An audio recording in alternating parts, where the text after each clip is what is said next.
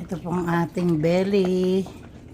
Ayan, una ko po tinambog ito, sibuyas at saka ito, tsaka yung pampaasim. Tapos, hahanguin ko muna siya, tsaka natin ilalagay ang okra, tsaka itong ating green beans, at tsaka yung ating labanos. Ayan po. Inuna ko lang siya. Ilagay mo natin sa isang tabi para hindi madurog.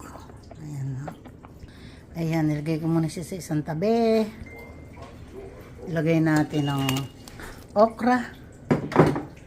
Tsaka itong labanos at green beans.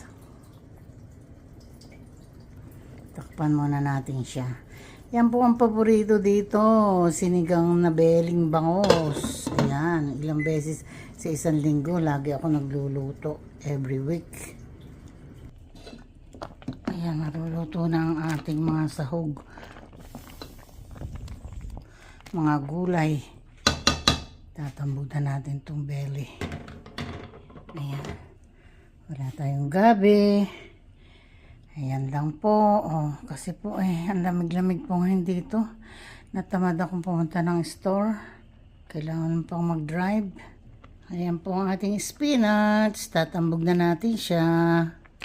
Ayan, damihan na natin ang spinach. Napaka-healthy daw nitong spinach. Ayan, dinamihan ko na. Frozen din po yan.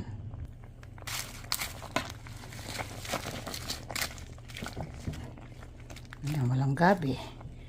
Kasi po tatakbo pa ng store. Hindi ka naman pwedeng lalabas lang. Magdadrive ka pa.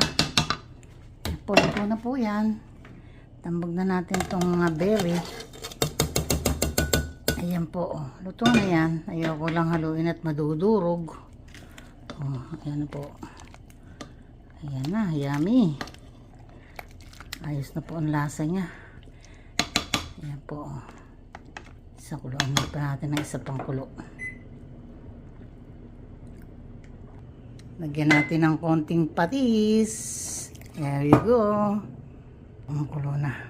Dahil wala rin tayong sili, ito na lang pong sesame chili oil. Yan na lang po para umanghang. Mahirap po kasi talaga dito pag hindi ka nakabili ng mga sahog, tatakbo ka pa sa tindahan. Ayan, okay na naman yan. Ayan po, luto na yan. Ang sarap na ho, medyo maanghang dahil meron siyang sesame chili oil. Ayan po. Ayan po. Thank you po.